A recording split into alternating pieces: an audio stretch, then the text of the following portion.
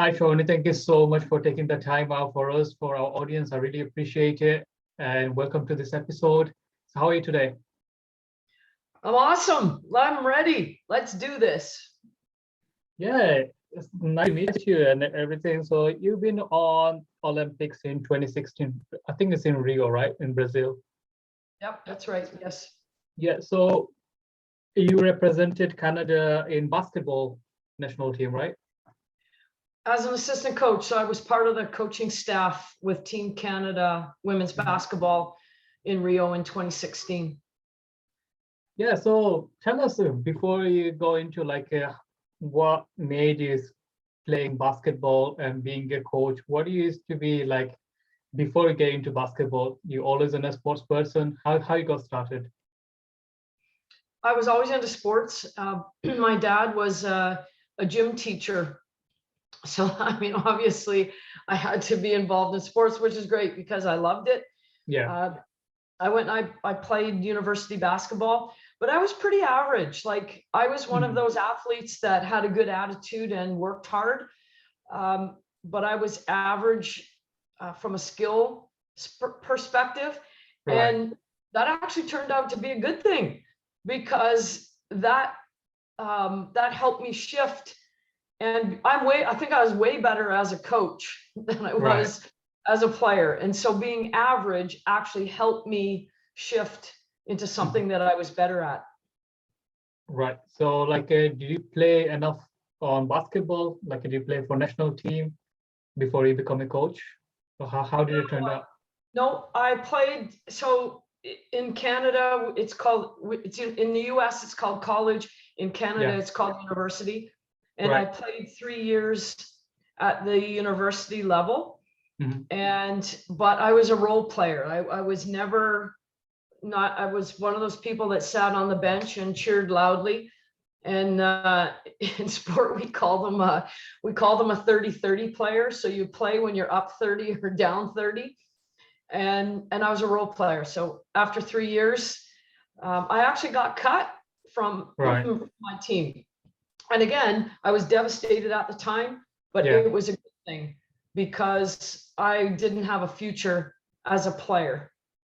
Right. So then you transition into being a coach, right?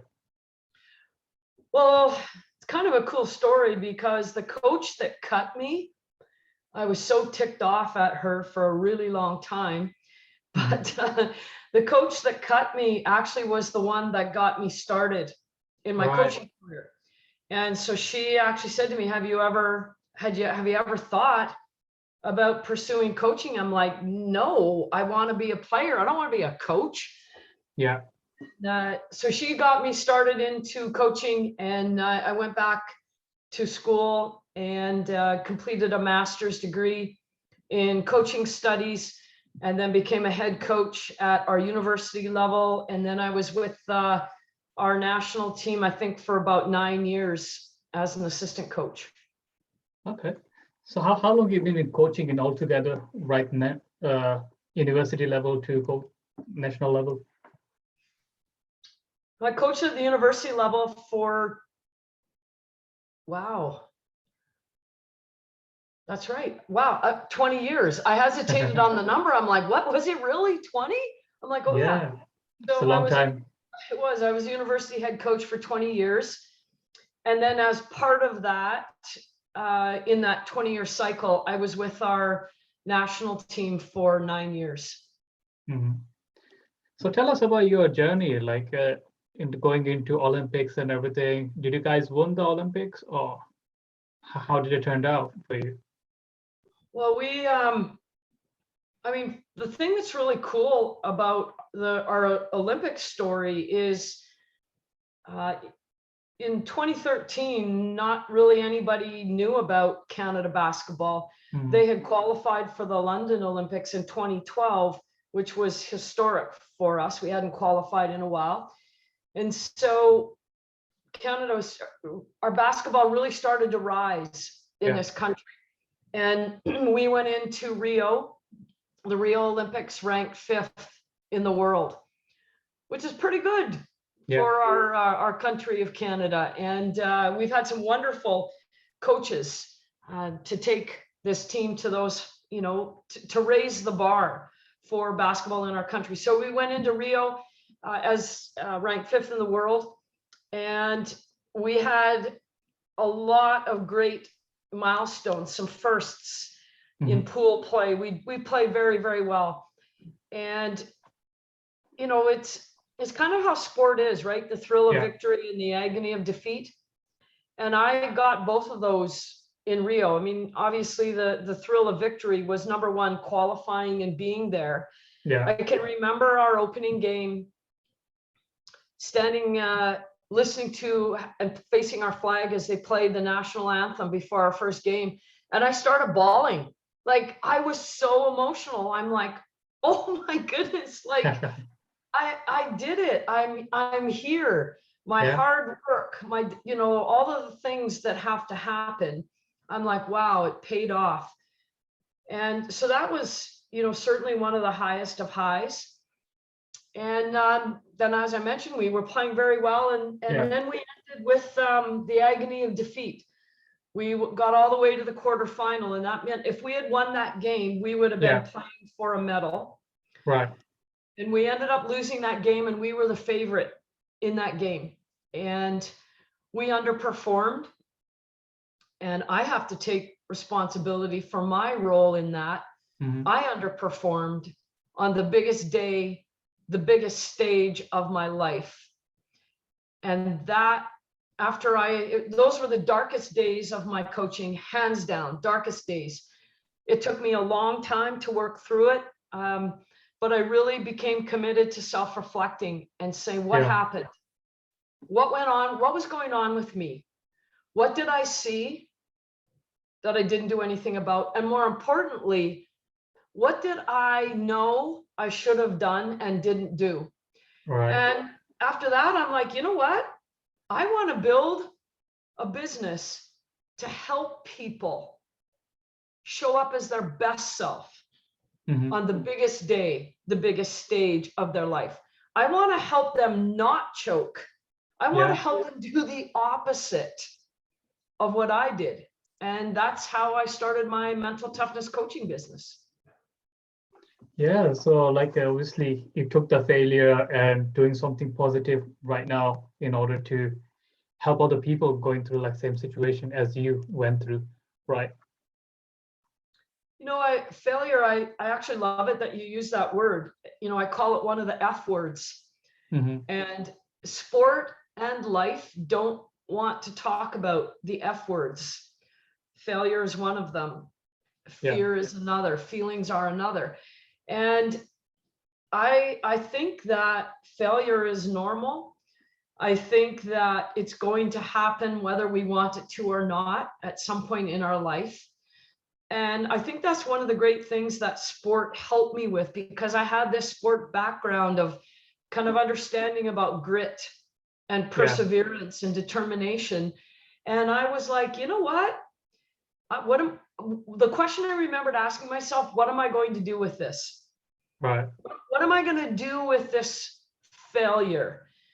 What do I need to see? What do I need to learn? What did I find out about myself? And how can I take those learnings and make them to go from failure, or from fear, which is where I was. How do we move from fear to fierce? Yeah. How do we move from failure to the top of the podium? And when I'm talking about the podium, yes, there's a podium in sport, but there's also a podium called the podium of life. And that became my mission. I want to take that failure, that flop, that choke, that underperformance on the biggest day, the biggest stage of my life, and figure out what can I do with that. Yeah, I'm interested to know, like you mentioned, the underperformance on the quarterfinal, like you said, you're taking the responsibility for it. What went wrong? Like, obviously, you prepared all of your life, you've been coaching for a long, long time. What went wrong? Is that like a mindset or like a strategy or like something is out of control of yourself? That is such a good question. And at the time when it was happening, Yeah. All I could tell you was I knew deep in my soul that it was happening. I could feel it. I could feel the momentum starting to change. I could just feel things starting to go downhill, right? I could sense it. I could feel it. And I think what happened for me was sport teaches us to be fake. Yeah. Sport, there's another F word, fake. Sport teaches us to never feel fear. There's two more F words, fear and feel. And so I knew all of this was going on. I could feel it. I saw it out here. I saw it with our athletes. I could feel it with our staff. I could feel it along the bench with the players that were sitting there. And I didn't know what to do about it. I didn't know what to do with it, because sport teaches us the famous saying, fake it till you make it. Yeah. And fake it means avoid your fear and hide from your feelings. So what I think went wrong was I just didn't know what to do with my fear, with my feelings, with these knowing that the ship was sinking, not knowing what to say, because we all put on a brave face. That's what sport teaches us. And when I look back on it, I don't think I had the tools to do anything about it. So I just sat in my fear, but pretended I wasn't fearful. Well, what a ridiculous coping mechanism. That's ridiculous, but it's all I had. Yeah. So that's why I'm like, you know what? I'm going to give people a toolkit, because this is a skill. Bouncing back from failure, that's a skill. And for me, what I love about the word skill, that means it can be learned. You're not born with it. It can be learned. It can be honed. It can be sharpened. You can get better at it. And I'm like, I didn't have a toolkit to manage what happened there. And now I do. And now I help other people build that same toolkit. Yeah, so those who listening, probably not many of them played professionally, like sports-wise. So playing professional and like playing here and there is completely different thing, because the way it works, like you have to have a coach and everyone. So why do you think it's your responsibility losing on a quarterfinal, not with the athletes?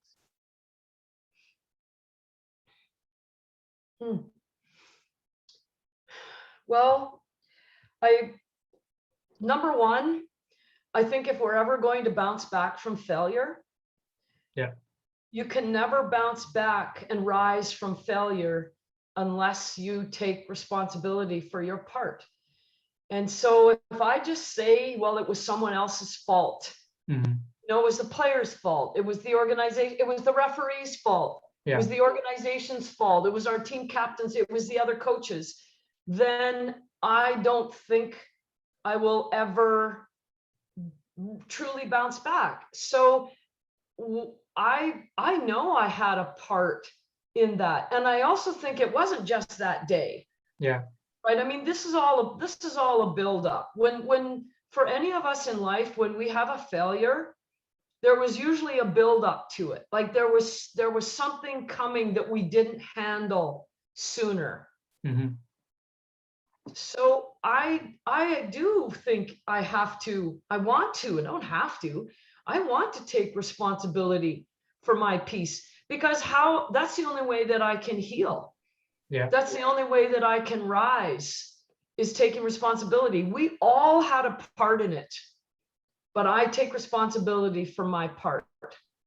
Yeah, I totally agree with that, because now, like if I own them responsibilities and my own some kind of failure or whatever, then I can improve myself. Otherwise, that's a referee's fault, or the event went well, or this is the athlete supposed to be doing, I instructed and they didn't do. Then it's like you don't grow yourself, like you don't improve yourself. You're like, no, they're gonna fix it because that's their problem. So it's a great way, like you thinking, like owning your fault, or even though it's not my fault, still thinking of it, so you're making it improvement on myself. which lets to like get to the topic of ours, fear to fears. So tell us, our audience, what do you mean by fear to fears? How do you see it? Well, I chose that title intentionally because I think that most of us, Yeah. maybe not all, most of us, doesn't matter if we're athletes or not, we all have fears, but we don't know what to do about them, and they actually become inconvenient, and we just get good at avoiding them. Yeah. Pretending, or I use the word hiding. And when I look back on what happened for me at the Olympics, and then I just look back on life in general, in athletes in general, I'm like, how in the world can we ever reach the top of our podium, whether it's a podium in sport or whether it's the podium of our life, if we can't be real with ourselves? Like, how are we supposed to become emotionally intelligent if we're hiding and avoiding fears and feelings because they're inconvenient? I know for sure that when I went back in and I self-reflected, now I'm like, oh, now I know why people don't want to do that. It's humbling. Like, you got to go in and have a look in the mirror and be like, ooh, I'm not really liking what I see here. But that to me is now, it's like, okay, good. What can I do about what I see in the mirror? How do I become a better version of myself? And so what I help people that join my program, it's called Fear to Fierce, is I tell them right off the bat, like, we're going to speak the truth in here. Yeah. We're going to do heart work. Why heart work? Because that's where the truth is, and the truth will set you free. So I teach people it is perfectly normal to be fearful. It's a feeling. Yeah. They're called feelings because we're supposed to feel them. Hello? We are humans. So let's talk about it. Yeah. Let's put it on the table, and let's build a toolkit to manage that fear so that we can show up in the world with courage and become fierce. So I help them shift. It's perfectly normal to be fearful, nervous, anxious in life, in sport, in relationships, at work. But when we get a toolkit to manage that, and I think this is emotional intelligence. Yeah. And we go, oh, what's going on with me right now? Oh, I'm fearful. Oh, I'm anxious. Oh, I'm nervous. Oh, I'm not confident. Oh, I'm disappointed. I'm sad. Well, that's normal. And then here's a toolkit. Let's take out a tool and let's handle that so that we can shift from fear to fierce. Yeah, in terms of like a fear, is it past experiences like make us fearful, or like future thinking about we're trying to achieve something? We're gonna giving an example as a like athlete. So obviously you guys went for getting a gold for Olympics. If there was a fear for you and your team, like not achieving it, that crippled you guys? Or do you think like is a past experiences we are not good enough team, or like we didn't have the kind of level, we are not number one in the world, we are number fifth, but we progressed, but we are well, not number one, we be competing with a different level of team? Is that fear? Which one was like the most? Both. And what I believe, my opinion, right? An opinion means it's true for me. It may not be true for others, but it's true for me. When I think about what the root of fear is, sometimes we bring our old stories to the table. Like, we have proof and evidence of prior failures, like you talked about, things that had happened early, other times earlier in our life. Yeah. And now here we are on this big stage. And so we have self-doubt. right? That's another way of saying fear. We're not sure that we can do this because we have proof and evidence that we couldn't do it before. I think that another source of fear is what will other people think? What are they going to say on social media? Yeah. What are people going to think? What are the newspapers going to write? And if we're not athletes, it's just what are my peers going to think? What are my friends going to think? What are my families going to think? So we have a fear of disapproval. Yeah. So there's a fear in there. And in sport, because sport is so outcome oriented, you only get judged by your outcome. Did you win or did you lose? That's it. Yeah. Nobody cares about anything in the middle. No one cares in sport. That's why they have a scoreboard. You won or you lost. There's no scoreboard for trying hard. So you can think about when you're at the Olympics and there's only one thing that's measuring your success or failure, we become afraid of the scoreboard, right? We fear, what if we don't get the result? Yeah. What if we don't live up to expectations?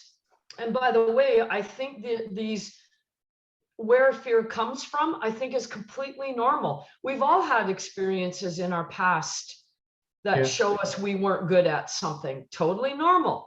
We all worry about what other people think. We would prefer to be liked rather than disliked. Totally normal. We all fear a negative outcome. Totally normal. And I teach when fear is normal, when we normalize it, I think then we're like, well, then maybe I don't have to be quite so afraid of it because it's normal. Yeah. It's like, yeah, it's normal. Let's handle it. Let's manage it. So that's what I don't tell people. I never say this, just get out there and be confident. You know what? You need to stop being nervous, anxious, and fearful. I never say that. I'm like, oh no, show up as your authentic self. What's going on? Put it all on the table. Show up as your authentic self. Use your emotional intelligence to figure out what's going on, how you're feeling, and then let's build a toolkit to know what to do with how we feel. Sport doesn't teach us that. Life doesn't teach us that. Relationships don't teach us that. Work doesn't teach us that. And I think this is one of the most important skills if we're ever going to bounce back from failure. Yeah, absolutely agree with you. So in terms of like, let's say someone got the goal, could be life, could be sports. So we can relate it to the sports and life, both works in a similar way. Like we have our goals. Some of them people like wants to get to the level on the career. Some of them Olympic athletes, or some people like just getting by on their business, on life. They want to X amount of revenue, X amount of that kind of become a CEO of the company. For some mom could be like getting things done. They have like a different kind of level of, I'll say, like a goal. So in terms of like going for the goal, do they set them goal according to the fear? Like I'm going to lose on there, or like a goal with proper positive attitude, like I'm going to achieve it. So what was the mindset for like an athlete or even though normal human being would be? I love the question, and I'll give you my answer. And I think this is why I'm a disruptor in the space that I work in, because in my opinion, positive affirmations and positive thinking don't always work, because I don't think you can successfully lie to yourself. And I think sport and life just teaches us, just be positive. Just have positive affirmations, just give positive self-talk. And I'm like, that's BS. What am I supposed to do on the days when self-doubt creeps in? What am I supposed to do on the days where I don't feel positive? So here's why I don't like it, just be positive, because I don't think that's the way we work. In my Fear to Fierce, one of the things that I talk about are two concepts, happy and crappy. And Happy life and is going to crappy. give you both happy Yeah. and crappy. But if you're just going around, oh, I'm just going to be positive today, I'm just going to be positive today, I think life is going to give us happy and crappy. So I say, let's get a toolkit to Yeah. handle the crappy. So this is what I help my clients do, is I ask the very first question, tell me what you're afraid of. And you know what? Most people don't even know how to answer that, because they have been avoiding it for so, they're like, well, what do you mean?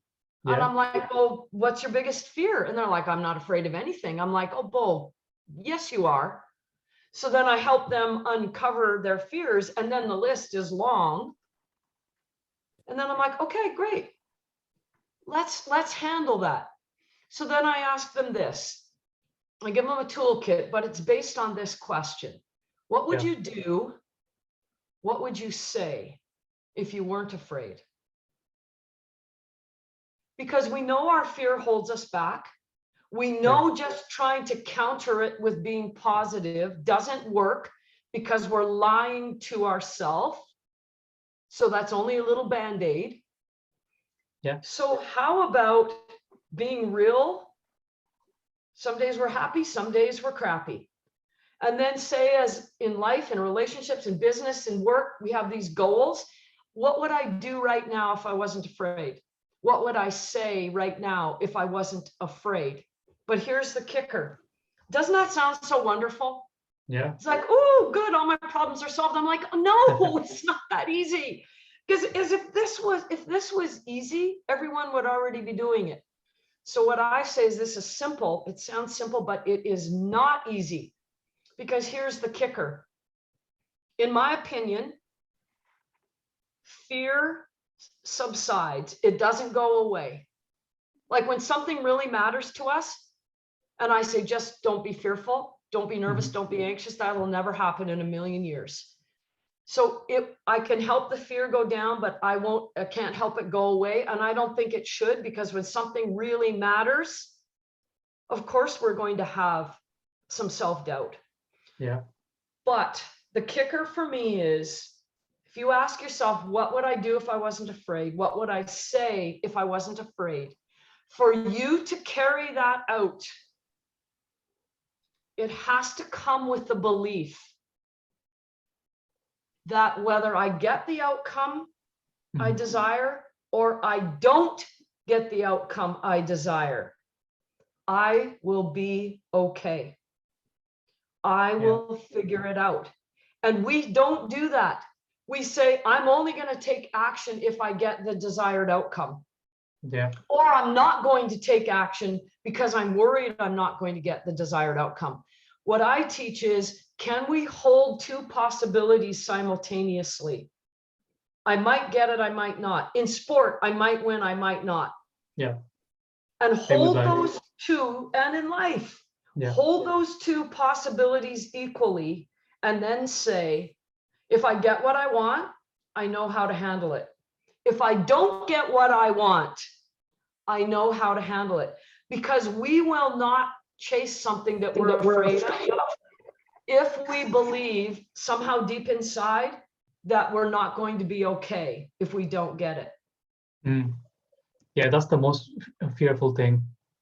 So we always like a cripple on that, like, what if I don't get it, or what people gonna think about me, people around me, I'm chasing my dream, like probably my parents not happy with it, my spouse not happy with it. So yeah, we go through like them kind of situation. So yeah, for those who are going towards their goal, and let's say they failed on something, what would you tell them, like, in order to, are they keep moving forward, or like need to be changing the path or mindset in order to achieving something with their life? I think it begins with how we interpret failure. Yeah. I failed is different than I'm a failure. Mm-hmm. And if we can remember failure is normal and I failed is perfectly okay because it's normal, and we don't internalize it as I'm a failure, Yeah. When we say I failed, and this is what I help all my clients do, then what I get them to do is become a detective. So think about what detectives do. They look for clues to solve the mystery. Yeah. And I tell people, when we have failed, number one, you failed, you're not a failure. Now look for clues to solve the mystery. Why did I fail? What did I miss? Mm-hmm. Was I lacking some skills? Was I lacking self-awareness? What gaps were there that I didn't see at the time? Yeah. That if I was able to fill those gaps, I might get a desired outcome. But that's what we're not good at, right? We don't want to dig in. And I think it's because when we dig in, we're saying I'm a failure, and nobody wants to think of themselves as a failure. I'm like, oh no, that thing you did failed. Let's figure out why. Go in there, be a detective, look for clues. And here's the other thing I ask clients. Take that failure.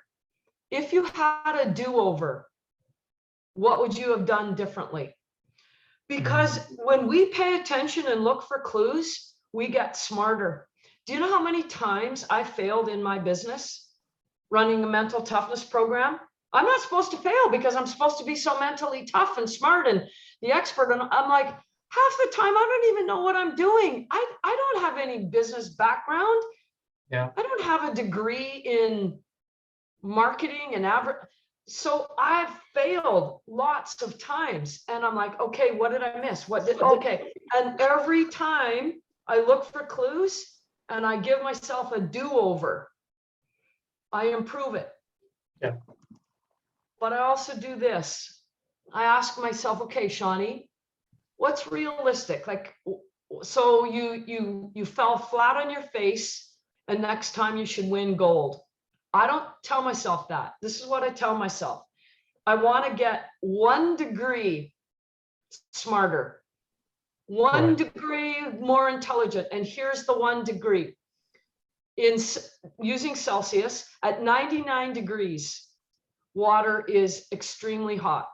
Yeah. At 100 degrees, water boils. With boiling water comes steam. Steam can power a locomotive. 1 degree makes all the difference. So I don't try to go from 0 to 100. I'm just like, okay, 1 degree, 1 degree, 1 degree, because 1 degree feels manageable and doable for me. So that's what I do with my failures. I give a do-over, I look for clues, and I try to do it 1 degree better. Yeah, so you don't chase like the big outcome, right? So even though, for example, for your business, let's say you want to make $10,000 in revenue for the month, and probably have like a desire to make 100,000, right? So you're probably making right now $10,000 a month. But if you want to make 100,000 next month, that's not like a realistic goal. So you probably can think about, like, I did 10,000 this month, probably I can do 12,000 or 15,000. That's more realistic comparing to the 100,000. But we often think about, no, this month I'm making 10, I want to make 100,000 because I saw someone in social media posting his Lamborghini and got some 8,000 square feet at home or something like that. So we always tend to be like compete with someone. And we can use the same analogy on the sports as well. I'm doing like, I haven't owned anything, any kind of trophies yet, but I'm thinking of win all of the major leagues, or win all of the Olympics gold medal, 3-4 gold medal, and desiring to that instead of like taking the 1 day step ahead. Well said. And I think that it comes back to, I don't think it works when we lie to ourselves. Yeah. And I think being realistic is real. I just really think that that's important, because I think that's being truthful. And if I just set a goal for myself for 100,000 in a month, but I know deep in my heart, I have no chance ever in the next to meet that, then I don't think that that helps me when I set, or I think about something that's so far out of my realm. There's nothing wrong with having it as a dream goal. So I call those dream goals. There's nothing wrong with that. But I'll tell you what I think is important. I think, number one, I think setting goals is completely overrated. Yeah. And I'll tell you why. Reaching goals is out of our control. Because Absolutely. it's an outcome. Winning's out of our control, losing is out of our control, making $100,000, making 10,000, making one. Those are outcomes. Those are out of our control. So what I spend my time on in my business and what I spend my time on teaching my clients is, what about the process? So $10,000, 100,000, winning a gold medal, that's what. I spend my time on how. Yeah. How? Because how is more in my control than what? Because how is the process. And I do have control and say over the process. But even getting the process right still doesn't guarantee the outcome. The outcome is always a gamble. Sport is a gamble. Goals are a gamble. Life is a gamble. Work is a gamble. Relationships are a gamble. That means the outcome is not guaranteed. Yeah. The more we understand that, then it'll be easier to control our fear, right? Because like you mentioned, yeah, the relationship is not guaranteed. Like you can love someone so much, you can give everything to them, but them, the person, like on the other side, how they're gonna treat you, how they're gonna love you, you can't control that, no matter how good you are. Same with like in business wise, even though your business, how good are your coaching program is, how are you helping other people. If the person doesn't want to pay you, or like it doesn't want to work with you, or don't like them, nothing is personal. Could be a different reason for different people. You can't control your revenue goal. You can't control like how long you're going to be in business. So many other factors in there involved. Same with the sports, we can relate to the, like, is always another people wants to beat you. They're gonna work as hard as you are doing same thing. They have their coach, they're training themselves, they're doing the same process. End of the day, like 1 second can, the last hoop, you score 1 or 2 points, then they won it. So it's not like, hey, you did bad job. You worked your entire time like giving your best shot. End of the day, who won? And nothing is in our control. So the more we know about that, then the more is manageable our fears, right? Yes. And you also brought up another really good point. I find that, again, remember I said I think goal setting is overrated because I hear people talking about it all the time. Like, so for example, I'll have athletes say, you know what, I want to get chosen for this all-star team. I'm like, great. Like, that's an awesome goal. I'm going to support you on that. And then 2 weeks later, I'll have a conversation with them. I'm like, tell me what you've been doing for these last 2 weeks. And then they tell me, and I'm like, oh, you need to lower the bar on your goals. Yeah. Because you're not going to get your goal because I'm watching you. So then the saying that I use is be, do, have. Be willing to do what it takes to have what you want.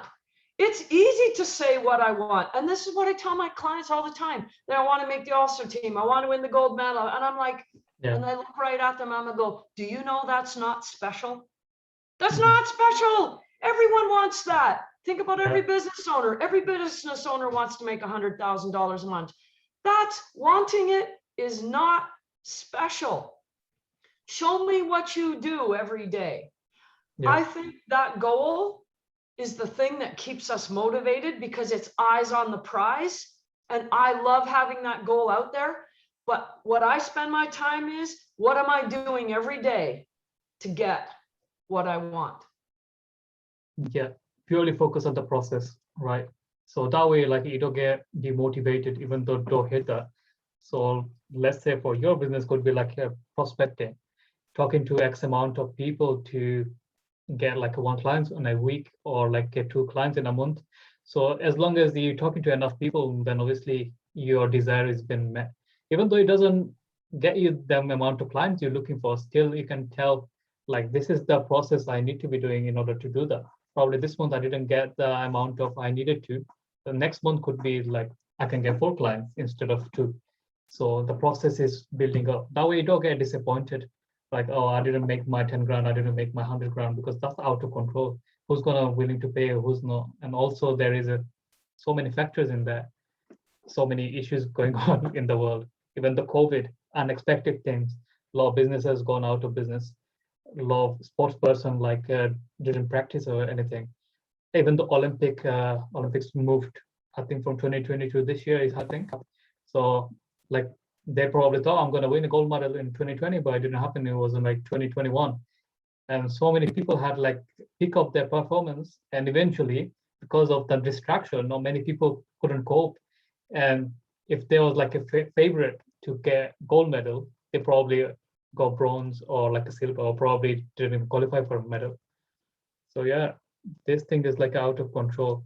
So let's talk about like fear in terms of like if any of your clients comes through, how's the process like to figuring out what is their actual fear is? Because I can say like, oh, I'm fear of like a snake, but that's not actually true.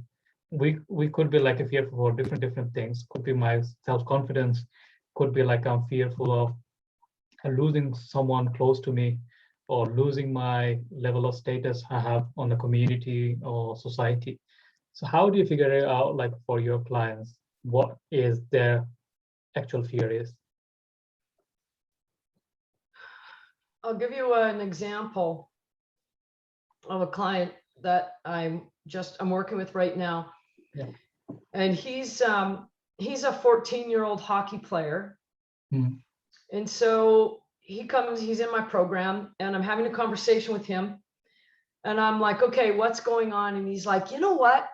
I am so ticked off at my teammates. You know, some of them they're crappy. But for now, we need to think about our life. So think about work. We think about the peers, think about our colleagues. There's always somebody that we don't like. Yeah. Somebody who we think isn't doing their job. And he's like, they're not doing their job. They never pass me the puck when I'm open. Mm-hmm. And I'm like, okay, I get that. And I hear that. And I said, why does that bother you? He said, well, that's not how it's supposed to be. So can you see he already has a story going on of how it's supposed to be. He's like, well, that's not how it's supposed to be. And I'm like, okay. I said, so when those things are happening, why does it bother you? He goes, well, if they don't pass me the puck, how am I ever going to score a goal? Yeah. I'm not sure if you or your listeners can see where this is going. So I said to him, oh, okay. I said, so, and you know, if your teammates are messing up and you're not scoring goals, then what? And then then I can start seeing this light bulb come on for him. And he's like, well, then, you know, I'm not going to get, he's a hockey player. I'm not going to get enough ice time. Yeah. I'm not going to get to, and I said, who decides the ice time? He's like, well, my coaches. I'm like, right. And I said, so tell me what's really going on here. You told me your problem was your teammates. Yeah. Tell me what you think is really going on here. And he paused, and I said, and so I looked at him right in my Zoom camera, and I said, so tell me what you're afraid of. Mm. And he sits back and he goes, I'm afraid that my teammates are making me look bad. And he said, I'm afraid that when I look bad, my coaches aren't going to think that I'm good enough to be chosen for the all-star team. And I said, now we're talking. Now I can help you. Because you can see where it started and where we got to. And what I think is really important when we're looking at our fear, whatever words we want to use. So often when clients first come to me, they're not solving the right problem. And that's what's so frustrating for them. So you can see I help them dig down because, so here's how I say it. We don't change behavior by addressing the behavior. We only change behavior by digging down and getting to what's driving the behavior. And as soon as we get down there, so with this hockey player, I helped him see what was really going on. And it's like, okay, now we're solving the right problem. because taking action doesn't guarantee you're going to solve your fear or your problems. You have to take the right action. And many of my clients are not taking the right action.